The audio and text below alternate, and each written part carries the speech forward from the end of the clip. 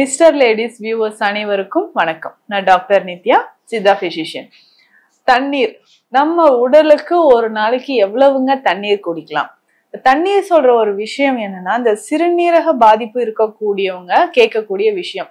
ஏன்னா சிறுநீரகம் ஒன்ஸ் நமக்கு பாதிப்பு ஏற்பட்ட பிறகு ஐயோ எவ்வளவு மேம் தண்ணி குடிக்கலாம், இந்த தண்ணி குடிச்சா இந்த மாதிரி பிரச்சனை வந்துருமா, இது ரொம்ப அதிகமான அளவு தண்ணீர் ஆயிடுமா, எவ்வளவு தான் நான் குடிக்கலாம் அப்படின்னு சொல்லிட்டு நம்ம பயத்தோட இருக்கிறத விட, ஒரு நோய் நிலை வருவதற்கு முன்னாடியே நம்ம உடலை பாதுகாக்கிறதுக்கு எந்த அளவு நம்ம தண்ணீர் குடிக்கணும், இல்ல வெறும் தண்ணீரே நம்ம குடிச்சிட்டு இருக்கலாமா, இல்ல இரவு நேரத்துல கூட ஒரு சிலர் என்ன பண்ணுவாங்கன்னா எந்திரிச்சு தண்ணி நிறைய குடிச்சிட்டு 2-3 முறை யூரின் போயிட்டு வருவாங்க. இந்த மாதிரியான ஒரு வழக்கம் நிறைய பேருக்கு இருக்கு. இது சரியானது தானா? தண்ணீர் அப்படின்னு சொல்ற விஷயம் நம்ம உடலுக்கு எந்த அளவுக்கு முக்கியமானதுன்னு நம்ம தெரிஞ்சுக்கணும். இன்றைய காலகட்டத்துல பெண்கள் குழந்தைகள் நிறைய தண்ணீர் குடிக்கிறதே கிடையாது. இப்போ வெளியில ஒர்க்கிங் லேடிஸா இருக்காங்கன்னா ஆபீஸ் போற இடத்துலயோ இல்ல தண்ணி குடிச்சா எனக்கு இங்க டாய்லெட் ஃபெசிலிட்டிஸ் எல்லாம் கிடையாது, ஸோ அதனால நான் வீட்டுக்கு போய் தான் டாய்லெட் யூஸ் பண்ண முடியும், அதனால தண்ணீர் குடிக்காமலே இருக்கக்கூடிய ஸ்கூல் கோயிங் சில்ட்ரனா இருக்கட்டும் இல்ல ஆபீஸ் போகக்கூடிய உமன்ஸா இருக்கட்டும், இந்த மாதிரி நிறைய பிரச்சனைகளை ஃபேஸ் பண்ணிட்டு இருக்காங்க.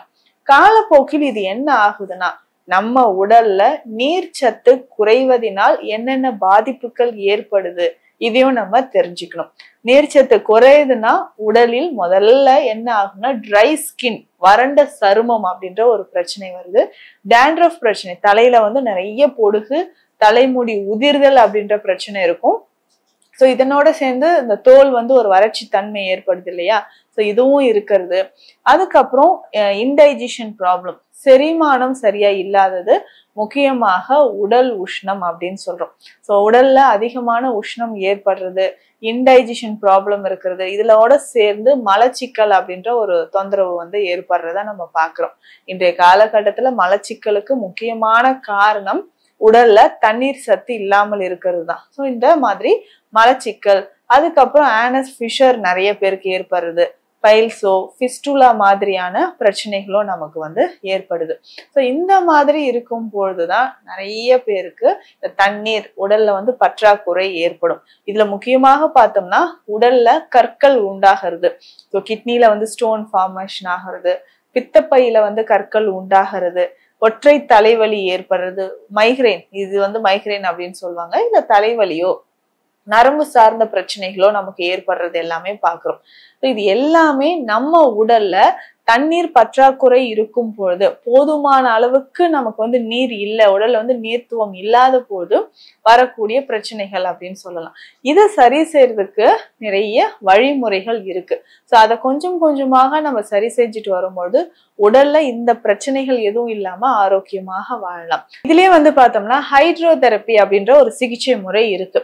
ஸோ ஒவ்வொருத்தரும் உடல் வாகுக்கு ஏற்ற மாதிரியான அந்த நீர் எவ்வளவு குடிக்கணும், எந்த அளவுக்கு குடிக்கணும்ன்ற மாதிரி இருக்கு. ஸோ இன்னும் ஒரு சிலர் என்னன்னா நிறைய தண்ணீர் குடிச்சுக்கிட்டே இருக்கிறதுனாலையும் உடல்ல இருக்கக்கூடிய எலக்ட்ரோலைட்ஸ் எல்லாமே வெளியில போக ஆரம்பிச்சுட்டு அதுவுமே நமக்கு என்னன்னா உடல்ல பாதிப்பு உண்டாக்குறதுக்கான வாய்ப்புகள் இருக்கு. ஸோ இந்த மாதிரியான சில விஷயங்கள் நம்ம ஃபாலோ பண்ணும்போது கொஞ்சம் கொஞ்சமாக உடல்ல நமக்கு நல்லாவே இம்ப்ரூவ்மெண்ட் அப்படின்றது வர ஆரம்பிக்கும். இம்ப்ரூவ்மெண்ட் அப்படின்னு சொல்றது நம்ம உடல்ல இருக்கக்கூடிய கழிவுகள் வெளியேறும் போது, நீர் நம்ம எடுக்க எடுக்க கழிவுகள் நமக்கு வெளியேற ஆரம்பிக்கும். பொதுவாக காலையில எந்திரிச்சோடனே ஒரு 300-400 ml தண்ணீர், அதுவும் வெது வெதுப்பான தண்ணீர் குடிச்சோம்னா இது உடலுக்கு ரொம்ப நல்லது. இதுலயே ஒரு சிலர் கேட்பாங்க, நான் வெந்நீர் குடிக்கலாமா இல்ல நார்மல் ஆர்டினரி வாட்டர் குடிக்கிறது நல்லதா? ஸோ வெந்நீர் அப்படின்னு சொல்றது இந்த காலநிலை, ஒவ்வொருத்தரோட உடல் வாகு, அந்த 3 தேகங்கள், வாதம் பித்தம் கபம் சொல்றோம் இல்லைங்களா, அந்த 3 தேகத்துல அந்த 3 தோடங்கள்ல எந்த வகையான தேகிகள், முக்கியமாக இது பித்ததோடம் அதிகமாக இருக்கும் பட்சத்துல வெந்நீர் குடிக்கிறத நம்ம தவிர்க்கணும். ஏன்னா ஏற்கனவே உடல் உஷ்ணமாக இருக்கு.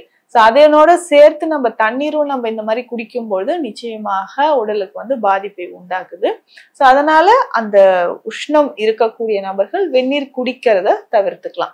மற்ற நேரங்களில் மற்ற நார்மல் வாட்டரை நம்ம குடிச்சிட்டு வரும்பொழுது உடலுக்கு தேவையான நீர்ச்சத்து நமக்கு கிடைக்க ஆரம்பிக்கும்.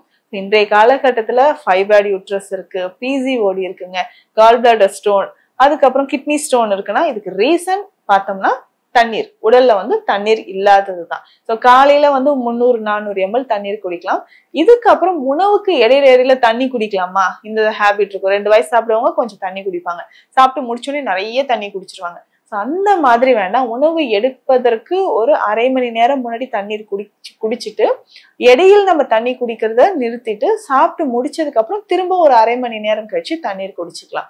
ஸோ தேவையான அளவுக்கு ஒரு நாளைக்கு குறைந்தது 3 லிட்டர் தண்ணீராவது ஒருத்தவங்க குடிக்கணும். ஸோ ஒரு நபருக்கு 3 லிட்டர் குறைந்தபட்சம், இப்ப நான் சொல்றது கண்டிப்பாக 3 லிட்டர் தண்ணீராவது நம்ம குடிச்சே ஆகணும். ஸோ அந்த மாதிரி இருக்கும்பொழுதுதான் உடல்ல செரிமானமோ மலச்சிக்கல் தொந்தரவோ இல்லாமல் இருக்கும். ஸோ இதுல மூலிகைகள் சார்ந்து இந்த தண்ணீரை நம்ம குடிக்கும் போது நிறைய பலன் நமக்கு கிடைக்க ஆரம்பிக்குது. மூலிகைகள் சார்ந்துன்னா ரொம்ப சிம்பிள். நம்ம வந்து சீரகம் ஊற வைத்த தண்ணீரோ இல்ல நம்ம வந்து சோம்பு ஊற வைத்த தண்ணீர் குடிக்கலாம்.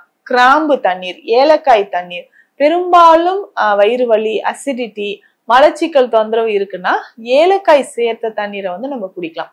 ஸோ ஏலக்காய் சேர்த்து இருக்கக்கூடிய தண்ணீரை நம்ம பயன்படுத்தும் பொழுது கொஞ்சம் கொஞ்சமாக நம்ம உடல்ல நிறைய மாற்றங்கள் வந்து உருவாக ஆரம்பிக்குது. மாற்றங்கள் சொன்னோம்னா பாசிட்டிவான ஒரு ரிசல்ட் தான். ஸோ உடல்ல இருக்கக்கூடிய கழிவுகள் நமக்கு வெளியேற ஆரம்பிக்கும், மலச்சிக்கல் தொந்தரவு இல்லாமல் இருக்கும். ஸோ தண்ணீர் வந்து தேவையான அளவுக்கு தேவையான நேரத்திற்கு நம்ம குடிக்கலாம். இப்போ எனக்கு வந்து மைக்ரைன் இருந்துகிட்டே இருக்குங்க, இந்த ஒற்றை தலைவலி பிரச்சனை இருக்கு அப்படின்னு சொன்னீங்கன்னா இவர்கள் கிராம்பு தண்ணீரை வந்து குடிக்கலாம். ஸோ தண்ணீர் குடிக்கிறத விட கிராம்பு தண்ணீர் ஒரு நாளைக்கு ஒரு 2 லிட்டர் தண்ணீர் அளவுக்காவது கிராம்பு பயன்படுத்தி நம்ம குடிச்சிட்டு வரலாம். அசிடிட்டி இருக்குங்க, அஜீரணம் தொடர்பான பிரச்சனைகள் இருக்கு, புளித்த ஏப்பம் இருக்கு அப்படின்னு சொன்னீங்கன்னா சீரகம் அல்லது ஏலக்காய் இதை பயன்படுத்தி நம்ம குடிக்கும் பொழுது உடல்ல நிறைய மாற்றங்கள் வந்து நமக்கு தெரிய ஆரம்பிக்கும். ஸோ அசிடிட்டி தொடர்பான பிரச்சனைகள் வந்து நமக்கு குறையும். இல்லைங்க இதுவே எனக்கு வந்து கல்லீரலோ இல்ல சிறுநீரகம், மலச்சிக்கல் இந்த மாதிரி பிரச்சனை இருக்குன்னா ரொம்ப சிம்பிளா தேற்றான் கோட்டையை தண்ணீர்ல போட்டுட்டு அந்த தண்ணீரை வந்து நம்ம குடிக்கலாம். ரொம்ப சிம்பிளா பார்த்தோம்னா தேற்றான் கோட்டையை அந்த தண்ணீர்ல போட்டுட்டு நம்ம குடிக்க உடல்ல இருக்கக்கூடிய கழிவுகள் நமக்கு வெளியேற ஆரம்பிச்சு உள் உறுப்புகளும் வந்து வலிமையாக இருக்கும். அதே மாதிரி நிறைய பேருக்கு, பெண்களுக்கே வந்து பார்த்தோம்னா இந்த யூரினரி ட்ராக் இன்ஃபெக்ஷன் வந்துகிட்டே இருக்குங்க, கர்ப்பப்பை தொடர்பான பிரச்சனைகள் இருக்கு அப்படின்னா துளசி ரொம்ப முக்கியம். துளசி விதைகளை வந்து தண்ணீர்ல போட்டு வச்சுட்டு அந்த தண்ணீரை குடிக்கும் போதும் நமக்கு நல்ல பலன் வந்து கிடைக்க ஆரம்பிக்கும். இப்போ முக்கியமாக இரவு நேரத்துல நம்ம தண்ணீர் எல்லாம் குடிச்சிட்டு தூங்க போயிட்டோம்னா ஓகே, இடையில எந்திரிச்சு நம்ம வந்து வேணுட்டே தண்ணி குடிக்கணும் அப்படின்ற ஒரு இன்டென்ஷனோட தண்ணீர் குடிக்கணும் அப்படின்ற அவசியம் இல்லை. இப்போ தண்ணீர் நம்ம உடலுக்கு தேவை அப்படின்னா நம்ம உடல் தாகம் அப்படின்ற ஒரு விஷயத்த நமக்கு வந்து ஏற்படுத்துது. ஸோ அந்த சென்சேஷன் வந்ததுக்கு அப்புறம் இரவு நேரத்துல தண்ணீர் குடிச்சா போதும். இப்போ பகல் நேரங்கள்ல நம்ம செய்யக்கூடிய வேலைகள் அதை பொறுத்து அடிக்கடி நம்ம தண்ணீரானது குடிச்சுக்கிட்டே வரணும். ஸோ இந்த தண்ணீர்ல ரொம்ப நம்ம டயர்டா இருக்கும் பொழுதும் ஒரு 5-6 ஒரு கிளாஸ்லன்னா ஒரு 5-6 துளிகள் எலுமிச்சை சாறு விட்டுட்டு அந்த தண்ணியை குடிக்கலாம். ஸோ அதுல வந்து ரொம்ப நம்ம வந்து சுகர் ஆட் பண்ணணும், வேற ஏதாவது இனிப்புக்காக சேர்க்கணும் அப்படின்றது கிடையாது. தண்ணீர்ல எலுமிச்சை சாறு விட்டுட்டு நம்ம குடிச்சுக்கலாம். ஸோ அந்த மாதிரி குடிக்கும் பொழுது உடல்ல அந்த நீர்த்துவம் அப்படின்றது மெயின்டைன் ஆகும், ஃப்ளூயிட் அப்படின்றது நல்லாவே மெயின்டைன் ஆக ஆரம்பிச்சிடும். ஸோ இதை பயன்படுத்தும் போது கொஞ்சம் கொஞ்சமாக தண்ணீர் அப்படின்னு சொல்ற ஒரு விஷயம் எந்தெந்த நேரங்கள்ல குடிக்கணும், எவ்வளவு குடிக்கணும்ன்றது ரொம்ப ரொம்ப முக்கியமானது. இதுலயே வந்து பார்த்தோம்னா எனக்கு வந்து பிபி இருக்குங்க, சுகர் இருக்கு, எந்த மாதிரி தண்ணீர் குடிக்கலாம்? சுகர் இருக்கிறவங்களுக்கு அதிகமான தாகம் இருந்தா அதற்கு ஏற்ற மாதிரி தண்ணீரோடு மருந்துகள் எடுக்கும் பொழுது அதிகமான தாகம் அப்படின்றது குறைய ஆரம்பிக்கும்.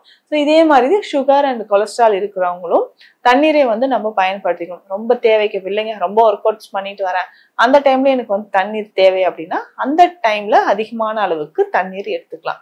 ஸோ பொதுவாகவே நமக்கு வந்து பார்த்தோம்னா வாட்டர் அப்படின்னு சொல்ற விஷயம் நம்ம உடலோட இயக்கத்திற்கு, மெட்டபாலிசம் கரெக்டா நடக்கிறதுக்கு ரொம்ப முக்கியம். அதுல என்னென்ன மூலிகைகள் சேர்த்து கொடுத்தா என்ன பலன்கள் அப்படின்றது இந்த பதிவுல பார்த்தோம். நிச்சயம் உங்களுக்கு பயனுள்ளதாக இருக்கும்னு நினைக்கிறேன்.